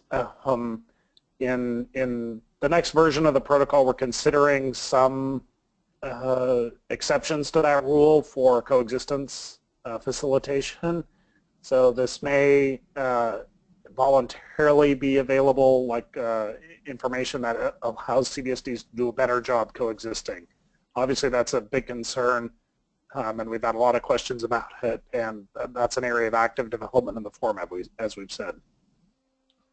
Yeah, I think it's important to stress on the voluntary nature of that, and CBSDs can opt in to share information with other CBSDs, but without that kind of consent, SASs would not do that.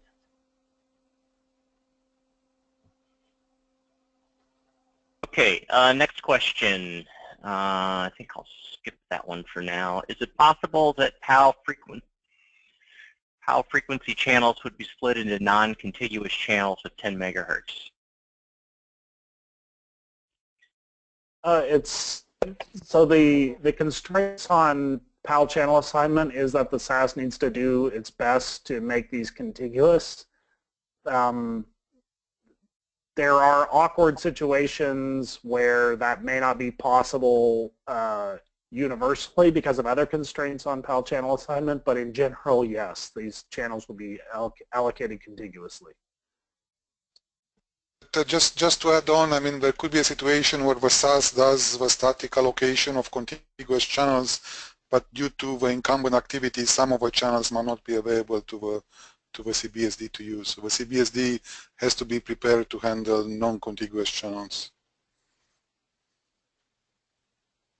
Okay, next question. Is there any limitation on the number of CBSDs/domain proxies? No. No, that's a simple answer. All right, well that one was easy. So this one's sort of a conceptual question, and I think some folks need clarification on. For the ESC, does each CBSD have its own sensor to detect government users, or does the DoD supply its data from a static database? So, the CBSD sensing is mentioned in the rule. The requirement is that in order to sense the radar, the federal incumbent radars, SAS has to rely on the ESC sensor that are certified and accepted by FCC and Department of Defense.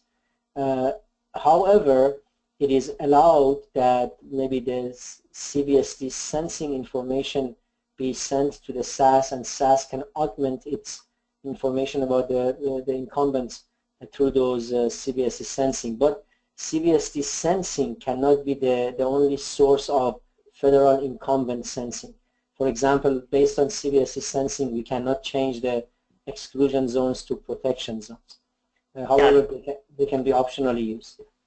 I would just add, I think SEC clarified that by CBSD sensing, they really meant CBSD measurements reporting that you typically would do in in different systems, and these measurements could be used to enhance the decision that the SAS will do. But yeah, as Masoud said, SAS needs to rely on the dedicated ESC in order to make decisions about the presence of the radar systems or not.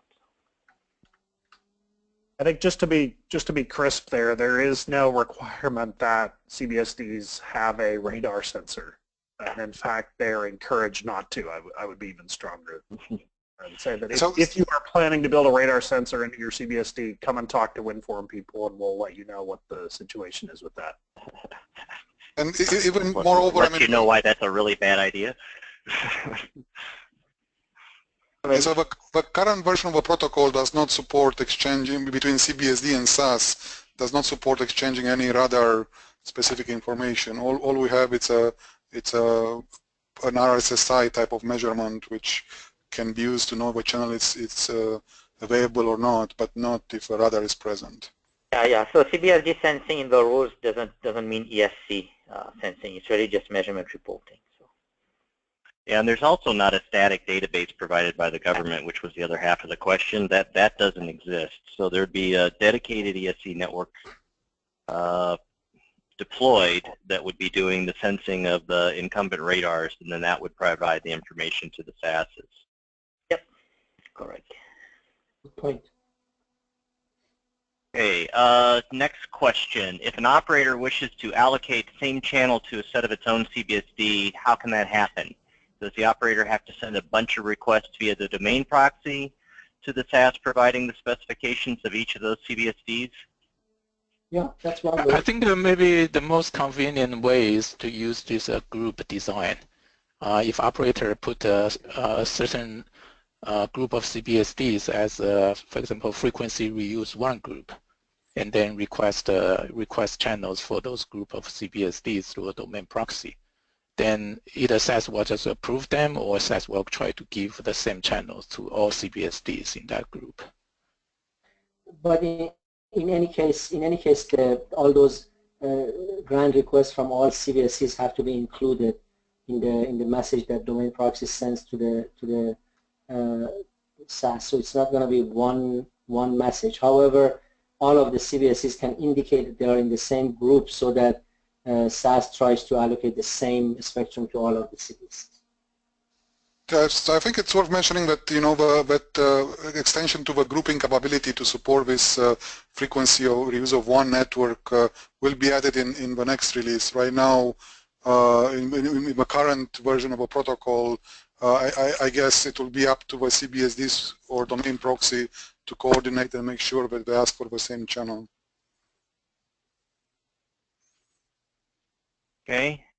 Next question. If a CBSD goes down, is it safe to say 7 days before the CBSDs lose the channel assignment, or the SAS reassigns the channel? Yeah, I think if it goes down, it means the heartbeat will stop. So before the 7 days, because the heartbeat has already stopped, SAS will take this grant as a suspended, because the transmit expiry time that I mentioned earlier has already passed. And then after 7 days, the grant will be removed by SAS, so it will be totally non-existent in the SAS database.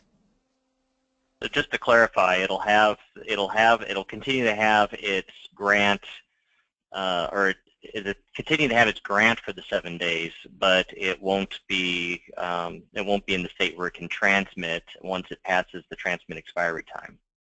That's correct. And one other thing, even without considering the grant, is that for the CBSDs to be included in the PAL cluster to be protected, that 7-day rules apply. In other words, if within 7 days there is no communication from CBSD to SAS, then the SAS and the PAL licensee, they have to kind of redefine the PAL protection area, because that CBSD should not be included in that list. Okay. And also to give people kind of a sense of, you know, the timing. I mean, the expiry time, it will be less than 5 minutes, 300 seconds, right? So after that period of time, if no heartbeat exchange is taking place, the CBSD has to stop transmitting. So there's the next two questions are related, so I'm going to read them both, and then you guys can discuss. They're both related to 3GPP. So the first one is the CBRS band consists of 3GPP TDD band 4243. If some GAA user decides to use other wireless access technologies than LTE, will it cause any fair coexistence issues? Yeah, and then the other sort of related one is when can we expect to be able to use CBRS band 48 for commercial service? So the CBRS band 48 is already defined and finished. So basically the last December RAN plenary, 3GP RAN plenary, the band 48 was finished. Also last week there was a meeting in Athens, 3GP RAN 4, that intra-band carrier aggregation combinations also were agreed, and they would be finalized in the next RAN plenary in March. So that's it. Basically, we are not talking about band 42, 43 anymore. It's band 48, which is done. In terms of when it can be used, it really depends on the device manufacturers and their product development plan, which is out of the control of the WInnForum. Of course, those are development of those chipsets, and the product development is an essential part of the whole ecosystem to start commercialization. We are hoping that by the time we are planning to commercialize, sometimes toward the end of this year or early next year, those are available. In terms of, I think the first part of the question was non-LTE. As I think one of us mentioned that based on the FCC rule, this CBRS is technology agnostic. In other words, the SAS has to make sure that it provides fair allocation to non-LTE based CBSCs that request a spectrum and register. So SAS cannot discriminate based upon that. As we are going through a lot of discussion in WInnForum as well as another organization on this coexistence mechanism and how to deal with non-LTE devices as far as coexistence is concerned. I think we need to wait for that to be finalized, and then we give our final answer how we are dealing with that. But the principle is that we cannot avoid them, we cannot kind of reject them, and we have to provide fair spectrum allocation to non-LTE equipments as well. But Masoud, I think all technology have to be registered with WInnForum before the protocol and the SAS will enable them or grant them access to the spectrum. Obviously, a SAS would not provide access to anybody before it's registered. You're absolutely right. So the protocol that we are, if you look at, I think what you provided, one of the fields in the registration is the air interface. So CBSC can tell SAS what is this air interface, but it has to register. Without registration, no grant would be provided to the CBSC.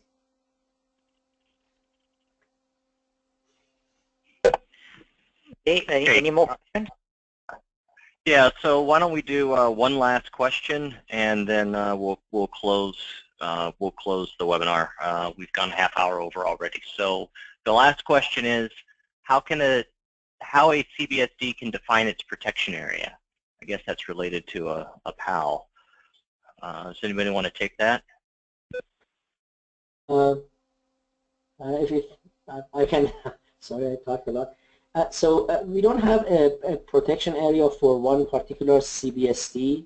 We have the protection area for the PAL, and the way it works is that a PAL licensee, if by default it has the whole census tract, but there is a possibility that the whole census tract is not used, and we have to define that PPA, PAL protection area. The way it works is that the PAL licensee can claim and say, okay, these are the areas that I want to be protected, and then a managing SAS has to check and verify that. In order to verify that, the PAL licensee has to provide the list of CBSDs that are included in that PPA, including their location, their antenna characteristic, their power level. And then FCC has defined a minus 96 dBm per 10 megahertz kind of signal strength for defining an area around each CBSD. And then SAS would take a kind of combination of all these areas around each CBSD and defines a maximum PPA boundary that the PAL licensee can claim. PAL licensee can claim that maximum boundary that SAS has calculated, or it can claim any area within that that boundary. And by the way, another thing that limits that boundary is the boundaries of the census tract. That's the criteria for kind of calculating those areas around each CBSD is the minus 96 dBm per 10 megahertz signal strength, but all of them would be combined to come up with one area that is called the maximum allowable boundary for PPA.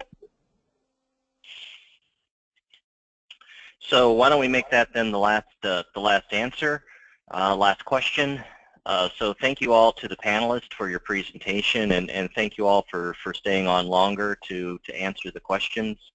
I think it was a lot of really good interaction, so I hope folks got the value they were looking for. We'll be sending out to those for the attendees. Thank you for attending. We'll be sending out a satisfaction survey to you to allow you to provide feedback on the workshop and information on future workshops you'd like us to see us, or future webinars that you'd like to see us hold. And with that, I will close the webinar. So thanks again to everyone, and I look forward to talking with you all the next time.